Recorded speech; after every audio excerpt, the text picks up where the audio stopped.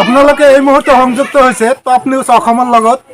মই এই মুহূৰ্তত উপস্থিত আছো হাতীপুতা গাঁৱৰ অন্তৰ্গত শ্ৰীগ্ৰাম খণ্ড ৬ নং খণ্ডত ডাকৰা বিল বীৰবিৰা গাঁৱত।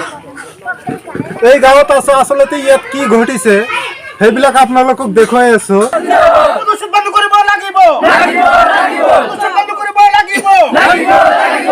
মাটি প্ৰদান কৰিব লাগিব, ভূমিহীনক মাটি প্ৰদান কৰিব লাগিব, ভূমিহীনক মাটি প্ৰদান কৰিব লাগিব, ভূমিহীনক মাটি প্ৰদান কৰিব লাগিব, জীয়াই থাকিব লাগিব, জীয়াই থাকিব লাগিব, মাটি প্ৰদান কৰিব লাগিব। জয় অসম, জয় অসম, জয় অসম। এই গাঁওখনত আছে ৩২ ঘৰ পৰিয়াল আৰু এই পৰিয়ালবিলাক ভাঙি দিয়াৰ কাৰণে চৰকাৰে ইতিমধ্যে নোটিছ প্ৰেৰণ কৰিছে। আমি নোটিছবিলাক আপোনালোকক দেখুৱাই আছো।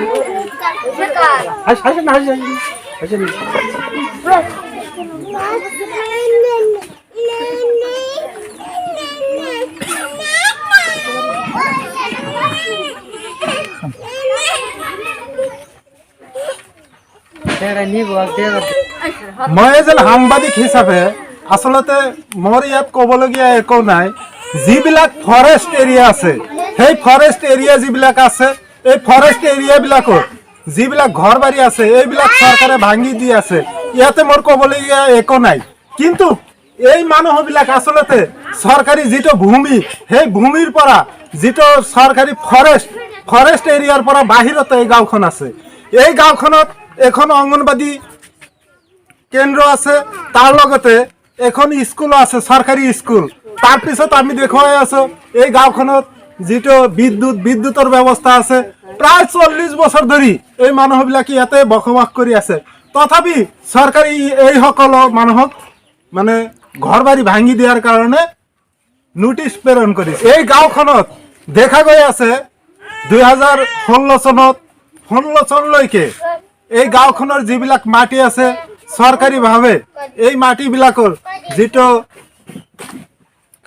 খাজনাবিলাক দি আছে আৰু যিটো পিন পইণ্ট আছে, পিন পইণ্টটো মই দেখুৱাই আছো আপোনালোকক। আচলতে যিটো চৰকাৰীভাৱে প্ৰথমতে জৰীপ চলাইছিল, জৰীপ চলাই যিটো পিন পইণ্ট যিটো দিছিল, এইখন ঠাইত পিন পইণ্ট দিছিল। আৰু ইয়াৰ পৰা গাঁওখন যিটো এই গাঁওখন হ'ল মোৰ বাওঁফালে ইপিনে, আৰু মোৰ পিছফালে যিখিনি মাটি দেখুৱাই আছো এই মাটিবিলাক আচলতে মেডিপাট্টা মাটি হয়, ফাইনেল মাটি, চৰকাৰী পট্টা থকা মাটি। আচলতে এইখিনি ফাইনেল মাটি হয়। মই সম্পূৰ্ণ গাঁওখিনিৰ দৃশ্য আপোনালোকক দেখুৱাই আছো। টপ নিউজ অসমে আপোনালোকক সম্পূৰ্ণ দৃশ্য দেখুৱাই আছে। এই সন্দৰ্ভত আৰু এজন মহিলাৰ লগত মই কথা পাতি আছো। আচলতে আপোনাৰ নামটো ক'ব। এইখন গাঁৱৰ নাম কি? মানে ধুবুৰী জিলাৰ অন্তৰ্গত হয়। আচলতে আপোনালোকৰ সমস্যাটো কি কওকচোন? গরিব মানুষ কোনে যাবো আমরা? সরকারে যে বাড়ি ভেঙে দেবো আমরা যাবো কোনে? আমরা দিদার খাস মাটি আমরা করি নাই। আমাদের বাড়ি ভেঙে দিলে মাটি দিয়ে এরা তারপরে জানি সরকারি বাড়ি ভাঙে।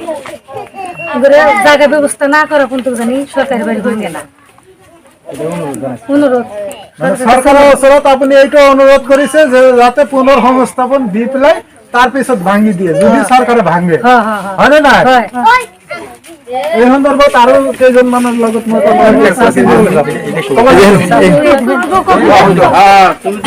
আপোনাৰ কি অভিযোগ কি কওকচোন?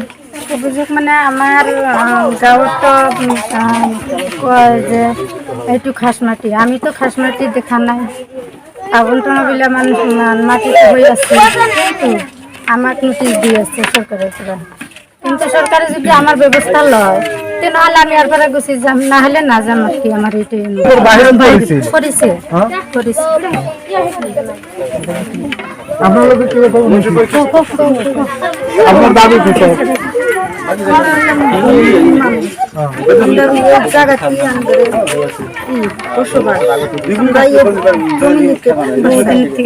আমরা বহুদিন থেকে আমরা এই জমিনে আমরা বসবাস করতেছি ভূমিহীন মানুষ, আমরা এই ভূমিহীন মানুষে এই জায়গাতে থাকতেছি। 2016 চনত আপোনালোকে খাজনা দিছিলে এইটো মাটিত দিয়েছিল, খাজনা দিয়ে আছিলে দিয়েছিল। তথাপি আপোনালোকৰ নোটিশ দিছে নেকি চৰকাৰৰ পৰা? সৰকাৰেৰ পৰা নোটিশ দিচ্ছে 3 মাস পৰে। সিহঁতক খাজনাৰ ৰচিদ বিলাক আপোনালোকে দেখুৱাইছে দেখা আছে তো তথাপি মানা নাই। না। মই এই খাজনা সম্পৰ্কে ইহঁতৰ লগত দুজন মানুহ আছে, মোৰ লগতো ইহঁতৰ লগত কথা পাতি আছে। আচলতে কি হৈছিল কওকচোন। ইতিমধ্যে ক'বলৈ খুজিছোঁ, এইটো মোৰ যিটো এৰিয়াটো 20-25 জেগামান জমি আছে। এইটো আমি 2000 চনত মানে খাজনা দিছোঁ, ৰচিদখন মোৰ লগতে আছে, এইটো খাজনা দিছোঁ।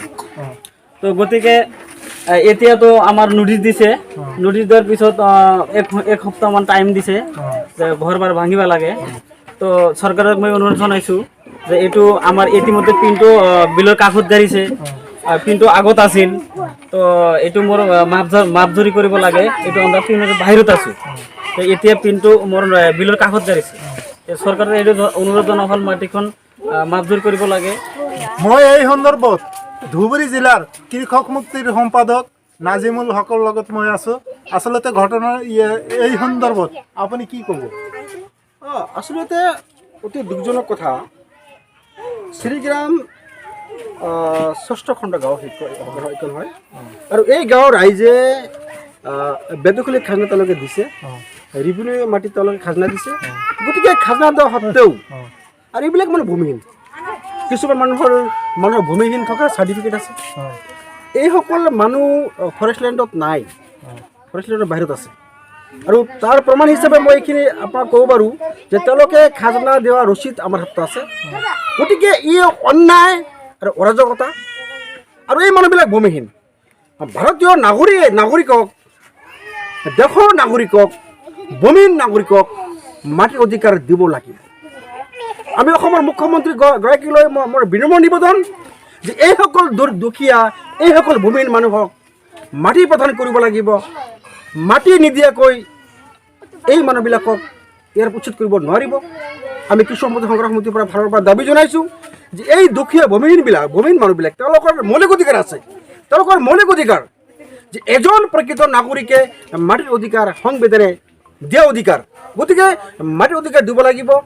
যিমানবিলাক ভূমিহীন মানুহ আছে এই অঞ্চলত, সকলোবিলাক ভূমিহীন মানুহক মাটি আবণ্টন দিব লাগিব। জোৰ জবস্তিভাৱে দাদাগিৰি কৰি ইয়াক উচ্ছেদ কৰিবলৈ দিয়া নহ'ব, আৰু ইয়াৰ কাৰণে আমি প্ৰতিবাদ কৰিবলৈ বাধ্য হ'ম। আমাৰ এটাই কথা যে নাগৰিকৰ যি অধিকাৰ, যি ভূমিৰ অধিকাৰ, যি লেণ্ড এক্টত লিখা আছে, এই দুখীয়া ভূমিহীন মানুহবিলাকক মাটি অধিকাৰ প্ৰদান কৰিব লাগিব।